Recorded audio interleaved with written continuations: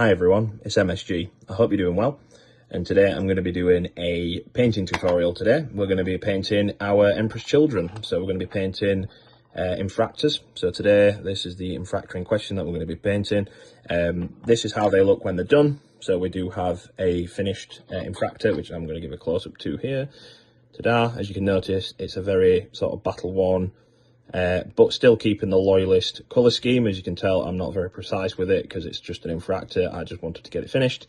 But yeah, so first up, before I get into the actual video, I'm going to just briefly run over a couple of equipment that you will need. So you'll need a mould remover. I personally use a Stanley knife or a cutting implement of some sort. As you can see here on the actual miniature, there's quite a lot of mould lines. You just want to run them through before you actually prime the miniature. I may have been a bit ham-fisted on the leg of this particular Infractor here. Next up, you're also going to need the base. So the base that I have is from Etsy. So these are City Ruins, 32mm, because they are only for Infractors, so that's what they normally go on. These don't come pre-painted, so you will need to get these. They'll come in like a grey, like they've just been 3D printed. For this particular colour scheme, we're going to be doing the base first above everything, and then once that's done, we then attach the miniature on. But like I said, I'll run through that in the tutorial. The main colours for the base, we have spray painted it a white, so primer. So Gracie is a pretty good one. Any kind of white primer or marble sort of colour is really, really good. Next, we then cover it in Nuln oil, which gives it the, you know, the sort of used ground aesthetic. If you have any kind of problems with the actual, like, you know, fitting of the paint, so sometimes it doesn't cover it all, you can use Rakarth flesh, and the Nuln oil very, very rarely makes it stick out. So as you can see there. And any kind of parts that we want to make sure look a bit dirtier or look like, you know, there's been grime or something, we're just going to put Agrax Earthshade over that once the Nuln oil is dried, so it gives it that contrast, so you're not just looking at a boring base. As you can see on this Infractor, we have a couple of bullet casings, so that's just going to be the same as the gold that we've got now, so that's 2 thin coats. In addition to that as well, you can see the contrast on the base looks really, really nice. There's not just one bundle of white, it actually looks pretty good. But yeah, so first up, we are going to paint the Infractor. So first thing we need to do is spray paint him. I've done that off camera. This is Alien Purple. This is from Army Painter as a primer. Very good paint. You can buy it online or from your local hobby game store. I don't think they sell it in Games Workshop because it's not a Games Workshop thing, but some do, some don't. But yeah, once it's done, I'm just going to quickly cut off from here. So the first thing we're going to do is get our Nuln oil. So you'll need a paintbrush that is specifically being used for, you know, base colours, and you need a separate paintbrush for, doesn't have to be anything in particular, but for example, I use this one for metallics, and I use this one for, you know, like non-metallic paint, because sometimes you'll get the flakes caught in. But yeah, when that's done, I will get back and we can continue from there.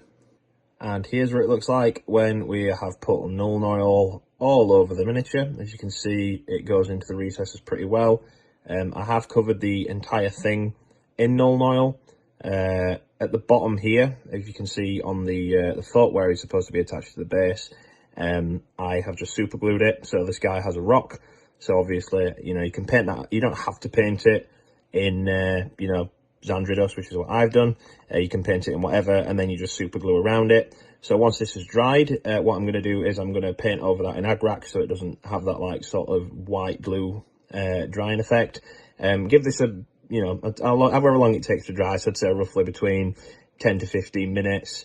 Obviously this is better when you're doing batch painting, because obviously you can just do multiple ones while the other one's dry. But yeah, once that's done, we are going to paint the bottom of the base, and then we are going to start on the gold trim. So the trim's done. As you can see, it's looking pretty good. We do have a very bright gold now. Obviously the light's going to make that a lot brighter than it should be, but you don't need to worry too much. For the bolt pistol in particular here, as you can see, we've finished painting the whole thing. That's done for now. For example, if you see anything like that on the trigger finger where you think you've gone over, or for example on the bottom of the bolt pistol here, if you feel like you've made a bit of a mistake and you need to run over it again, just run over it with the corresponding colour. That's probably something I'm going to do off camera when I'm finishing the rest of this model. As you can see here, I've done what's called appropriate layering. So what I've done is I've painted the entire thing in Leadbelcher first. Then I've done the Abaddon Black, which is the bolt pistol at the front here. Obviously you can see the stuff that needs neatening. Apologies for my shaky hands, by the way. And then over the top I've put the gold, it's the same gold we use for the trim here. So as you can see, you know, I've done the metallics in between the joints as well with Leadbelcher. For something like this where you are going to get, you know, very contrasting metals here, so like as you can see, the gold and the metallics from the Leadbelcher have mixed. You want to do the Leadbelcher first and then paint what's above it with the other metallic. So here I've done the Leadbelcher first, and then I've done the gold on top of that. Very similar process to the bolt pistol. For the power pack, you don't need to be neat, like I've said. As you can see, the Nuln oil from earlier has gone into the recesses. The light doesn't show this very well because it's very, very bright, but from my own eyes, you can see it like naturally shades it because it goes into the recess parts. Obviously gravity will pull down. For the tassels, we're not going to touch them yet. So the tassels are something we do at the end because the contrast paint is very difficult to maneuver well. For the sword and the sabre here, as you can see, we've just literally done Leadbelcher. Again, there's a couple of purple bits here, which we're going to, you know, softly go over again. But overall, the model should be looking roughly like this. Next up, we are going to do the belt. So for the belt, I have a very good paint here, which is this one. It is model colour leather brown from Vallejo. An exceptionally good leather paint. It's natural, it works well with Agrax, which is what we're going to be doing this with. And then after that, we will probably do a couple of touch-ups and then finish the helmet. So the leather on the waistline has been done. In addition, we've also painted the eyes. For the eyes, we've used Khorne red. You can use whatever colour you want, but for this particular miniature and my paint scheme, I usually have them with red eyes. You can have them with green if you want to make it more accurate to how the Empress Children were during the Heresy. Blue is also a very good colour to have them as well if you feel like that's better for you, but again, I'm using red. We've tidied up some of the parts on the sword. So for example here, you can see, despite the quality being pretty poor, it's just had another layer of Leadbelcher put over it. Everything's been tidied up, so the head is going to be the next part that we're going to focus on. As you can see, there's no washers done yet. The miniature at the minute is unwashed. The next step is going to be a complicated one, so I'm just going to take it quite easy. So what we are going to do is we're going to get Agrax Earthshade, which is here, and we are going to put it all over the pretty much the trim, the metallics, and the bolt pistol. So we want to be very, very careful when we're painting with the wash, because when you put the wash over Agrax Earthshade over the alien purple, you want to be as neat as possible because sometimes it'll give it like a brown hue if you go over. So you just want to take your time. But other than that, like I said, we're just going to run over that. You want to leave, by the way, before you do the wash, you want to make sure that the sword here does not get any Agrax Earthshade over it for my particular paint scheme. But yeah, with that said, I will just click off now and I will show you what it looks like when it's had a wash done. So here's what it looks like after it's had a wash done. Obviously this is Agrax Earthshade. This looks far darker in person. So if you see it, it's like a very bronzy gold colour, which is good. Obviously the light changes the hue of it, but if you can see like there on the top half of the thigh pauldron, that's roughly the colour you'll be getting around the model. As you can tell, it looks far better. There's a lot more detail added onto the miniature as a result. So obviously you want to let it pool around the eyes as well, at least I do, specifically because it allows me to get, you know, like sort of natural black shadow around the eye. We will be doing the eyes very shortly. But other than that, we've also left the sword, like I mentioned in the earlier clip. So as a result of that, we are going to be doing that roughly around the last part of the miniature because it's obviously stuck out. We're just going to wait for this to dry. But yeah, as you can see, there is a massive improvement. It looks far better with the wash on. Now we are going to do the eyes, and then we may do the sword. But once that's done, you want to make sure you take your time and let the wash dry properly. Don't be that guy who tries to paint when the wash is drying. Just give it a bit of time. We're also going to highlight the drug pipe as well with some Dark Reaper paint, which I will show you once this is done. But yeah, overall looking pretty good so far, so I'll get back to you very shortly. So the wash is finally fully dried. As you can see, the natural hue around the eyes looks really, really good, at least in my opinion.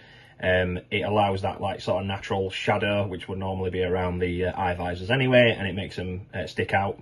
So when we're finishing the highlight, what we're going to be doing for this particular one is Mephiston red. So we're just going to do a little coat over the part of the eye that sticks out the most. So like as you can see here, it's the right sides and the left sides where it's more pronounced.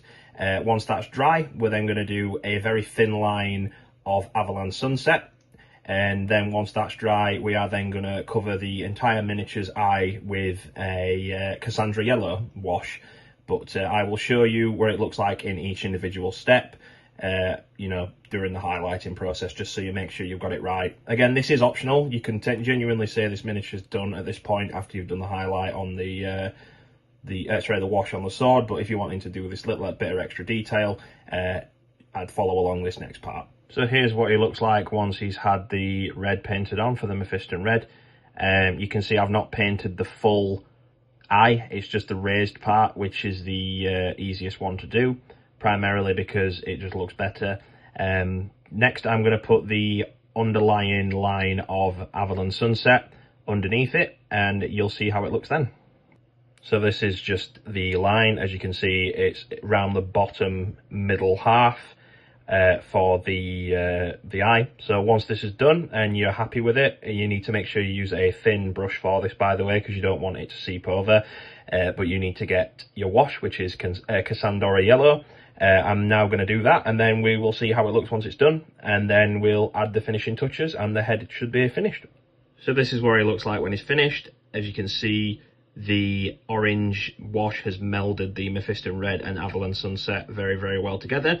For a finishing touch, I've added a little tiny dot of Corax white on the eye lenses at the side. You can use Vallejo dead white if you want to, but Corax white tends to be a bit better for this particular one. But yeah, as you can see, the visor's done pretty much. You don't need to do anything else here if you don't want to do it. Next up, we will be doing the tassels on the back, and then we will be doing the sword. Again, this is not going to be a super detailed model. It's just going to be battle ready. So if you want to do extra highlights, you can do. But yeah, once the sword's finished, I will get back in touch.